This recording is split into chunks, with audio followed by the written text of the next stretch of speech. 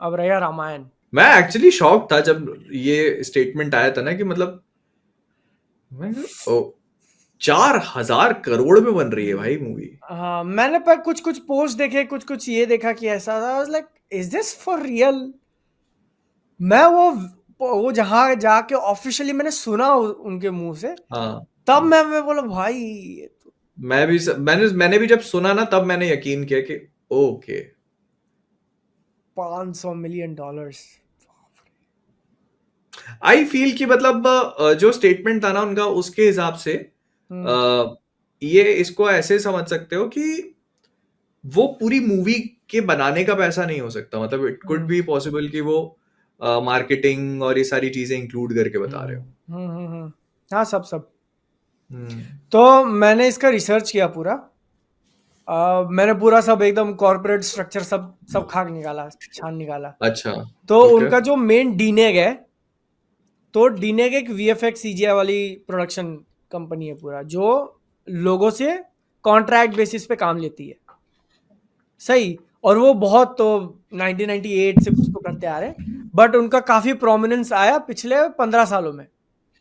हाँ। कि 2000 नोलन की आई थिंक इंसेप्शन थी या इंटरस्टेलर थी, वहां हाँ। से लेके जो हम्म। पिछले 14 ऑस्कर्स हैं, 14 या 15 ऑस्कर्स हैं, उसमें से उन्होंने 8 जीते हैं। हम्म। और वो उनको ही मिले, क्योंकि एक मूवी के अंदर होता है कि बहुत सारे प्रोडक्शन हाउसेस काम करते हैं, हम्म। वीएफएक्स वाले, कि तुम एक एंड गेम बना रहे हो तो तुमने 4 5 6 अलग अलग को दे दिया, ये तुम सेक्शन, ये तुम सेक्शन, ऐसा वाला। हम्म। तो उसमें जो मेन एक सिंगल होता है, एक जो सिंगल मेन वीएफएक्स हाउस होता है, तो ये उसमें से 7 में मेन था डीनेग। हाँ। 7 ऑस्कर जीतने में मेन वाज दिस। तो अब तक इनका यही बिजनेस मॉडल था। और उसमें से भी मतलब ऑलमोस्ट हर नोलन की मूवी पे काम किया इन्होंने। टेनेट, टेनेट के पहले क्या आई थी? नहीं, डंकर्क नहीं था शायद। डंकर्क नहीं था। टेनेट और इंसेप्शन, इंटरस्टेलर और वो सब था उसके अंदर। ड्यून। तो काम बहुत इंप्रेसिव। डीनेग। जुरासिक अभी पार्क भी उन्होंने वही बनाई, रीबर्थ अरे वाली। डीसी की सारी वही कर रहे हैं भाई, वो हम्म। एक्वामैन से लेके सारी। हाँ। तो काम उनका बहुत ज्यादा इंप्रेसिव है डीनेग वालों का। अब इसमें जो एक बंदा कॉमन है, नमित मल्होत्रा, वो है डीनेग का सीईओ। मतलब सारी रनिंग वगैरह वो देखता है।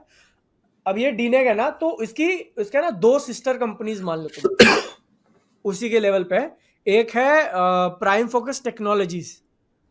तो वो लोग क्या हम्म। करते हैं, वो सारी टेक्नोलॉजी पे काम करते हैं कि मूवी के अंदर पाइपलाइन क्या होगा, अगर हम लोग कोई नया टेक्नोलॉजी आ रहा है, तो उसको मूवी बनाने में कैसे कैसे क्या क्या स्टेप्स होंगे इम्प्लीमेंट करने के लिए, काम कर रहा है नहीं कर रहा है, कितना इफेक्ट कर रहा है नहीं कर रहा है, एआई को हम लोग कैसे इंटीग्रेट करें वगैरह।